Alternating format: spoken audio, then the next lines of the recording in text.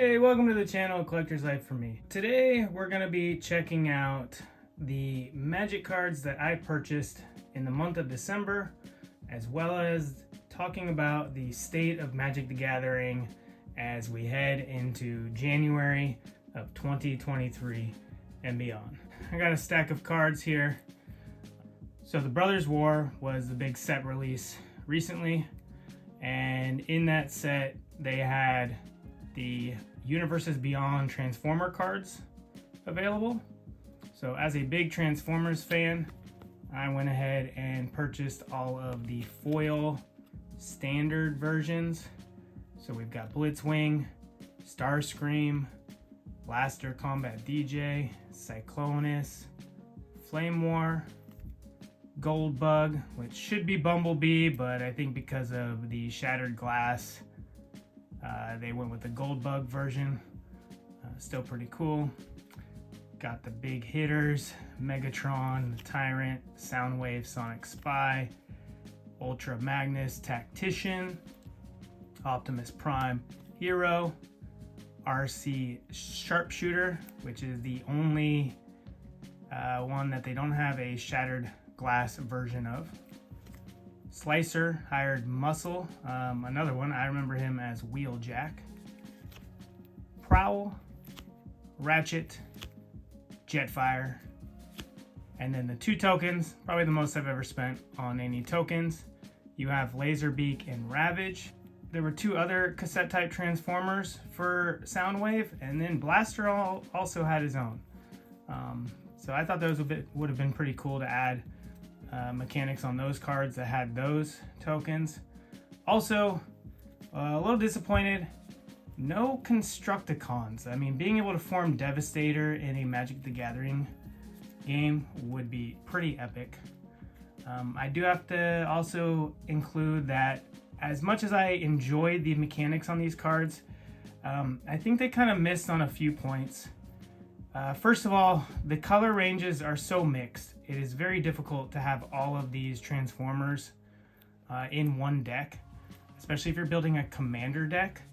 I'm going to build a 5-color Kenrith deck, kind of like King of the Robots. Would have been cool if there was like a Unicron version of that card as to be your commander.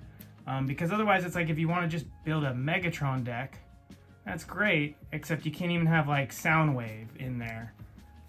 So you know, there's cards you wouldn't be able to include, and there just aren't enough robots yet. I'm a big fan of the Universes Beyond.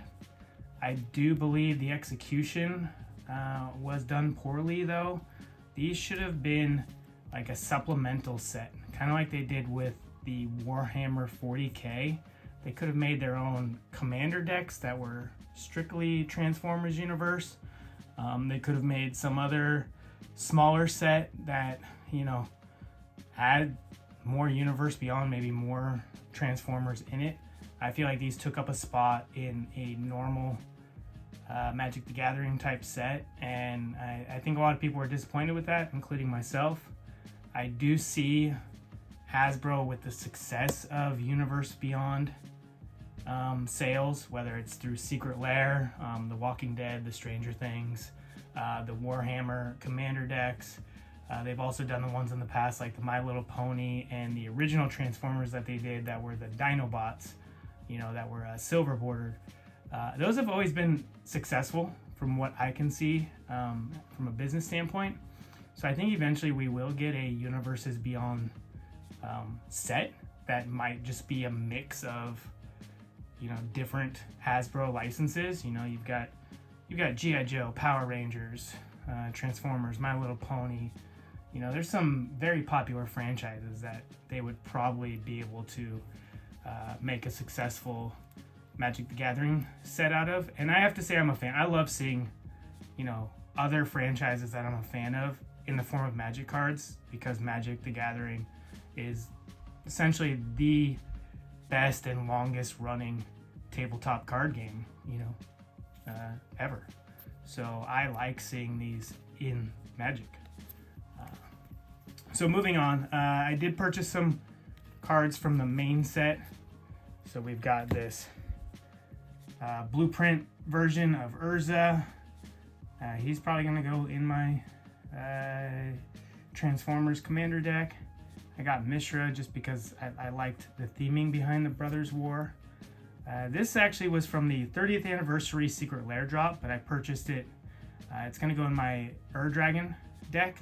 I already have a Shivan Dragon in there, and this being like that kaleidoscope style art that the Dragon is, I feel like this was a must include. Plus the foils are pretty, the foils are pretty tough to pull in those, because you only get one, I think, per kit, and it was like a 30 kit box, or 30 card kit.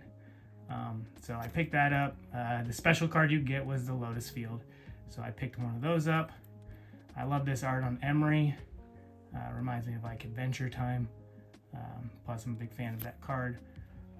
Root Path Purifier. This card is probably a new broken commander card. Lands you control and land cards in your library are basic, so you know, for fetching and stuff, this is pretty ridiculous. And yeah, just a very powerful card. Here's the retro frame of Emery I picked up. These were all pretty fairly cheap, fairly inexpensive, so you know, $1 or $2 per card. Biden of Thassa. Very unique art with the retro framing on there, like that. And I picked up a few of the Pain lands that I didn't have, or haven't been printed as much. So you've got a couple of the full art, extended art Underground River, and some brush lands. So I didn't pick up much from Brothers War. I do think it was a good set. Retail prices on Magic the Gathering are getting out of control. I was at Target, and I've been keeping my eye on TCG Player on the prices. And I was at Target, and I finally saw a 40k Warhammer Commander deck on display, so I picked it up, like, cool, I'll grab it. And then I went and scanned it, and it was $65. And that's just too much. That's too much. I don't see where the price hike is actually coming from on stuff like that. And we're seeing it across the board in all the sealed product. And if Magic Wizards isn't going to put out, you know, high quality sets with cards that are actually rare, valuable, powerful, then you just can't pay that much for sealed. And then you see the discrepancies between the price of singles after these sealed releases, and it's such a big difference that it doesn't even make sense to buy sealed unless you're really into opening the sealed product. So that's kind of my thoughts on that. It's going to be tough to warrant buying booster boxes. That was always my favorite part of opening, you know, getting a booster box, whether it was you know, Star Wars, CCG, Pokemon, Magic the Gathering. There is nothing like ripping, you know, a 36 pack booster box and, you know, organizing all your pools. You know, obviously it's a gamble. We've all had times when you rip a box and you don't get the cards you wanted. Maybe even the value's not there. You don't even get your money back as far as, you know, aftermarket value. But that's part of the fun. There's also the fun and the chase of, you know, getting the big hit. And that shouldn't come at a cost premium. That's already a cost premium. So Wizards of the Gathering needs to fix that going forward. I'm not sure if it will get fixed or if it's going to take a big, you know, obviously the 30th anniversary release, the actual, you know, $1,000 for 4 packs, you know, $250 a pack. You know, that was a big cash grab from WotC. The community, you know, lashed out, and for the most part spoke. You know, the sales were not good on that, and that might be what it takes going forward with even just regular sealed product to get the price back down, or even just to get a better consumer product out there. So really quick too, we'll check out my other purchase, which is more Transformers cards, but this is my collector's binder. So we'll do a quick most of my cards are modern because I lost through theft and just over time lost a lot of my, you know, reserved list collection and everything. But here we go. So I did pick up the non-foil version of the Shattered Glass variants. I just love the art. They these cards look great. They're decently priced. I think to get the bundle, you're gonna push anywhere from like 150 to 200 bucks. The foil variants, very valuable just because of their low pull rate in the collector's boxes.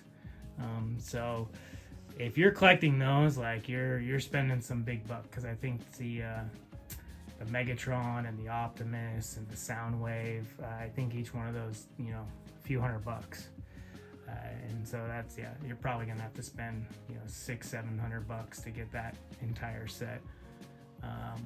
You know, which might be worth it. I don't see them reprinting these exact cards, which is another thing I'm a big fan of with some of this, is like, even though they're kind of overprinting certain stuff or doing too many treatments, some of this, I have faith or belief that they're not going to reprint these specific cards ever. I just don't see why they would. You know, they're just going to keep kind of milling out different new, you know, a lot of people do buy into the whole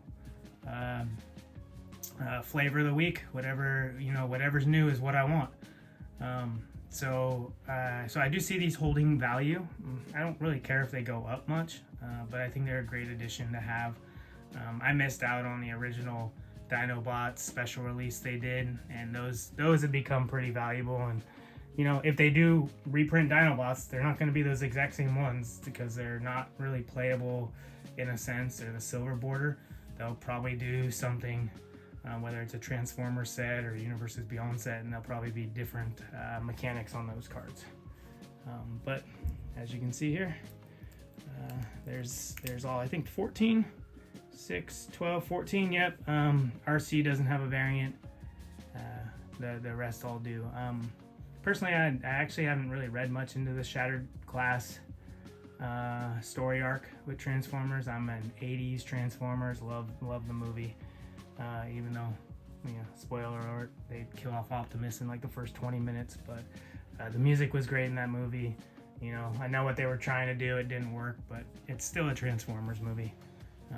So that's pretty cool. And then the very last thing I did purchase, just because on Amazon, I think it was the weekend of Black Friday or maybe even Cyber Monday, this Mythic binder was like less than 20 bucks, I think, and I think the retail on these was like 40 or 50 because there's some special release they did. So it is just a binder. It's just an Ultra Pro binder, but it's a little longer or taller.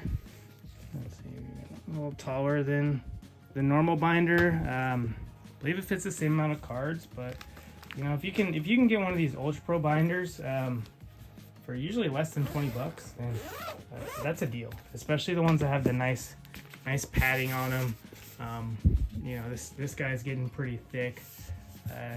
The ones that are just like for my actual card storage for cards that I, you know, go through when I'm building decks, you know, the valuable versions of those. I have the Ultra Pro ones that it's like the hard plastic, so it doesn't have this kind of nice plushy firmness to it. With the strap attached, over time it does seem to start to bend on this row of cards here. So be aware of that if you do get those style Ultra Pro binders.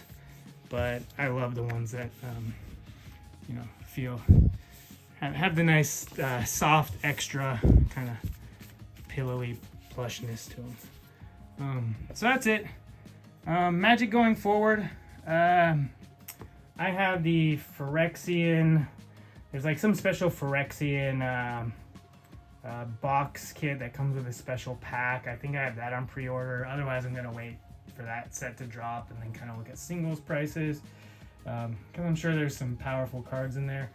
And then one thing I was a little disappointed. I pre-ordered that Amazon pack because it claimed you get a special pack that had like all the special Phyrexian treatments in it, and you could only get it in that box. And now they've released the details on that pack, and it's like you get 2 out of whatever the potential is. I don't know if there's 16 different variants. You only get 2 in a pack, so it's 2 random ones of those variants, and then the rest are Phyrexian lands.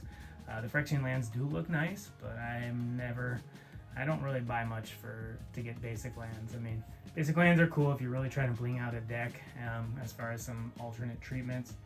But they're just, I mean, I think I have an entire card box just for basic lands. So you never really run short of them if you're buying Magic cards. So that's it. Happy New Year. You know, hopefully Wizards of the Coast gets their stuff together and starts giving us some good product. Otherwise, we're just gonna have to settle with, you know, all the cards we've already had for years, and, you know, keep playing Magic. But beyond that, enjoy the rest of your day.